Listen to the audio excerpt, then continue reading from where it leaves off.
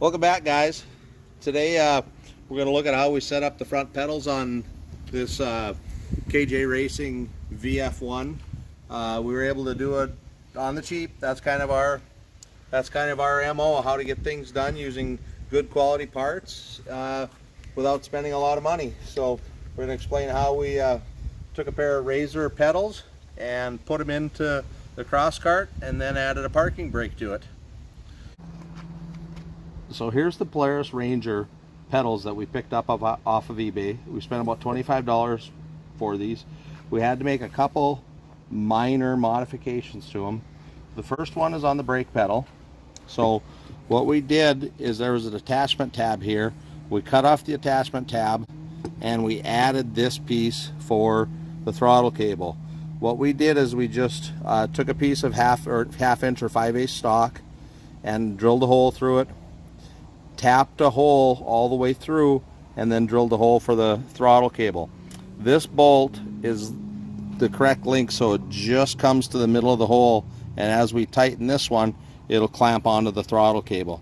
So that's the only modification we made to the throttle pedal. The throttle pedal also came with a spring on it, a return spring. It's quite powerful. We'll show you how we hook that up on the frame. So this came with it. If you buy one, make sure you get the spring with it. On the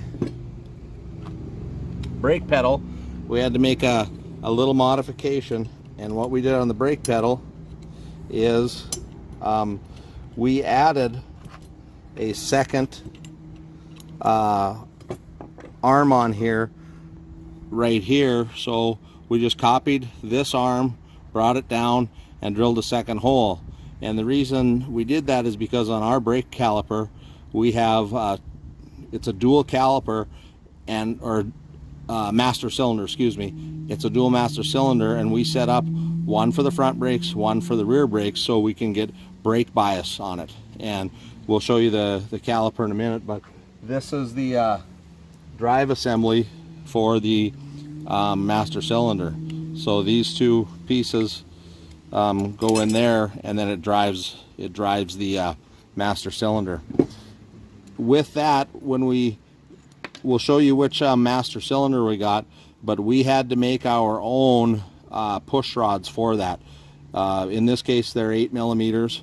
We just got a piece of ready rod and ground points on them. You can see in our setup, we've already had this installed. We have very little difference between the bias. We do have the rear brakes locking up prior to the front brakes, and we'll show you how this setup goes.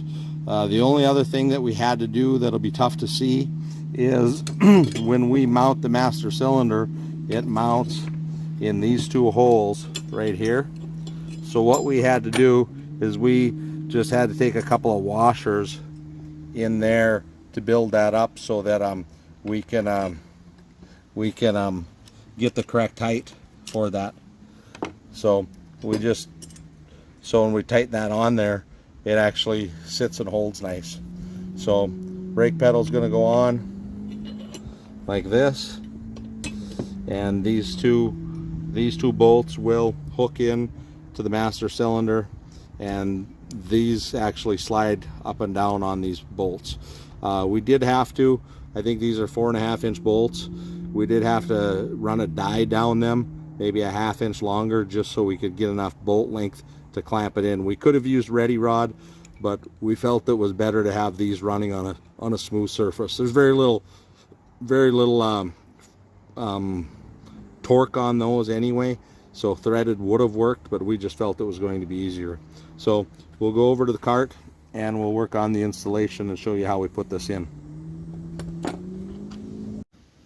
So what we did is, you can see our rack is mounted here on the bottom of the frame, and we just bent a piece to go across here to hold the pedals.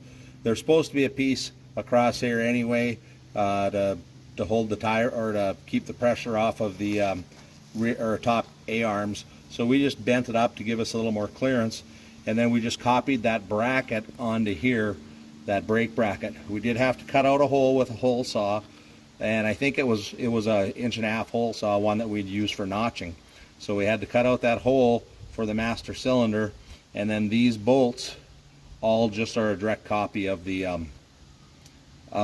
bracket from the pedals for the razors. We did add two 1/4-inch bolts over here. They have nuts on the back welded on, and these can be adjusted in or out. And this one is our stop for full throttle, and this is our stop for idle. So we can actually set the amount of throw we need. On our particular carburetors, we needed about 1.5 inch throw or 1.25 inch throw. So I think we could have got like 2.25 or plus on this. So we have these stops set so we don't put pressure on the cable. So again, we just put this on. If we look at the side, we just welded a couple brackets pieces on here just to hold that on. By looking at the master cylinder, we didn't want to unhook the brake lines, but it's a dual master cylinder.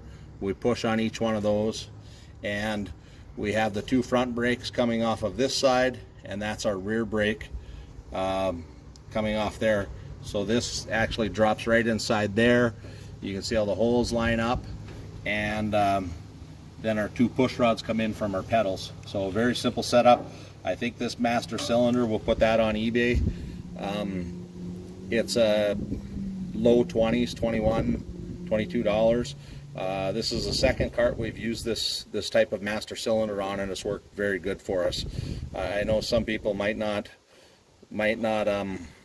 think it's quite quality enough. It is a China-made product, but we feel that it's not going to fail both sides at the same time. You know, we'll still have some braking ability if we do have a catastrophic failure on one or the other, and you'll notice if one of them goes out. So that's that. We'll have that the link to in the description for the razor part, pedals, and for this master cylinder. So I'm over at the cart, and I've got the pedals. It's one of those things that kind of takes about 3 hands to get this set in there, but I'm just going to drop the pedals into place right here. Hold those half washers, and then it just put them into the holes.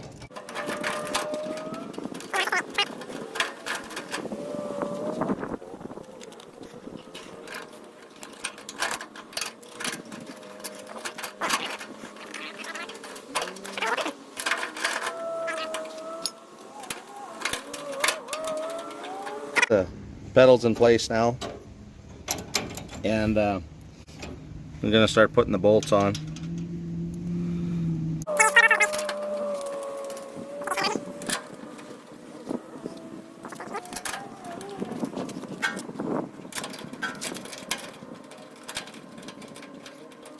We get that set up.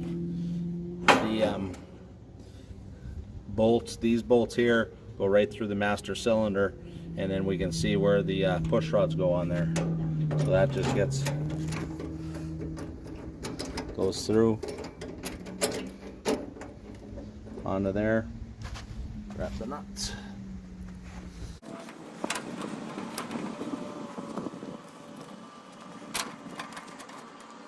And that's how simple it mounts on here right now. So we're just going to snug these down here now that we got everything started. These 4 bolts, the 4 we used a 3/8 bolt, so one that 9/16 wrench fits on. We'll just use a short bolt with a lock washer. We did Loctite everything on here. Okay, so we've got the 4 bolts tightened up here, but we still have the master cylinder a little loose. So now it's time to put the pedal in. One thing I do want to say about the pedal is we did cut the pedal and shorten it a little bit, and when we get it in here you'll see why. I don't remember what we did. We took out a 1/2 inch or 3/4 of an inch because it was going to get too close to the steering rack, so we just cut it, took a chunk out and shortened it. So we're going to set the pedal in, lift it up, and then it falls right between the 2 pieces. So I wanted to get that in there before we put on the circlip. Wanted to get that in there before we tightened up the master cylinder to make sure everything was sitting in there square. For right now, we're just using a 1/4 inch bolt in here. We do need to get a pin, more of a hardened pin, so we don't wear this bolt out. But this bolt fits through in there, and then we use a double nut, Loctite and a double nut on this side. So we'll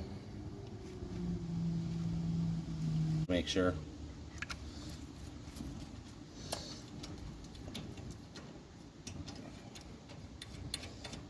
And we won't tighten this tight up against the clevises. We'll tighten it tight up against the 2 nuts. So we'll just get it up to the clevises and tighten them up against each other. Now if we look here, I don't know how well you'll see, but I need to tighten up the master cylinder first.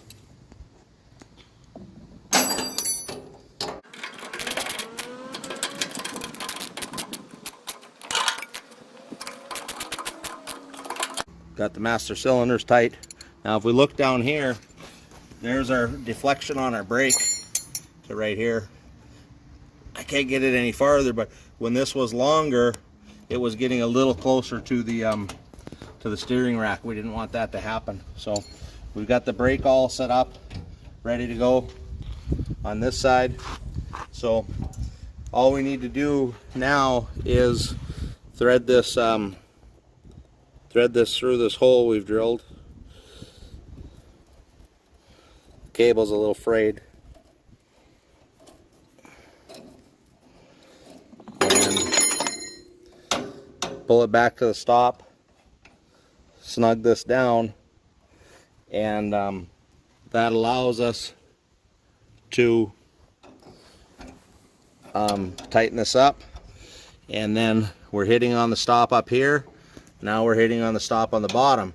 Now you can see we don't have a lot of pressure for the carburetors to pull that back. That's why we have the big return spring here that fits on. So this goes around the bottom of the pedal, and then it comes around the bottom of this pipe. I'm going to use a vice grip to put that on. I don't want it to snap back and get me. And then it gives us a lot of power for the pedal return.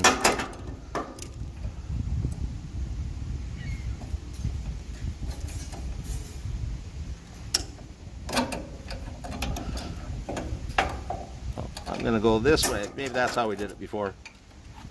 We grabbed it like this and brought it around to hook it on the pedal, just like that. So now I have a very firm pedal. So I've got the Polaris spring to bring that pedal back. I'm set in here with the brake, and so I've got my $25 pedal assembly, got a $20 master cylinder, so I've been able to set up this part of the cart very cheap. We do have this piece on our throttle cable. We don't ever need to adjust that because we have infinite adjustability here. We can just loosen this up and pull the cable. There is one other thing I do want to show with this setup that we're working on, and that's what we're working on today, and that's why we had part of the pedal assembly out, so it made a good time to shoot the video. So let me grab that. So what we made here is we made a little bracket out of angle iron. We just cut this part of the angle off of the angle iron, drilled a hole in it, and we're going to set a spring inside of here, and we have a shoulder bolt. We will get a little shorter shoulder bolt, but this is the only one we had in hand, so we needed the spacer to keep it the right distance. And then we bent a little corner in the spring, and we drilled a hole in the side for the spring, and we drilled and tapped a hole in the side of the pedal assembly for this. And I'm hoping some of you guys have figured out what this is already, but we're pretty happy with the way it's turning out. So what this is just a spring-loaded piece in there. So when I pull the brake and deflect it, I drop it in, and that's our parking brake, so to speak. So to release it, all I have to do is pull the brake lever and it releases it. So that's the way we set up a very cheap parking brake for us. So it's pretty good on there. It's not gonna keep it from rolling off a trail or anything, but it's definitely gonna help. And the reason we need a parking brake more so than somebody with a shifter cart is because we have a CVT, and if we started up with a high idle, it could move ahead. We have no neutral on the cart, so this safety factor for us. So with that, guys, that's the end of our video on our brakes today. How we set it up. If you guys want more future videos from us, make sure you let us know in the comments. Thanks a lot for watching and sticking around to the end.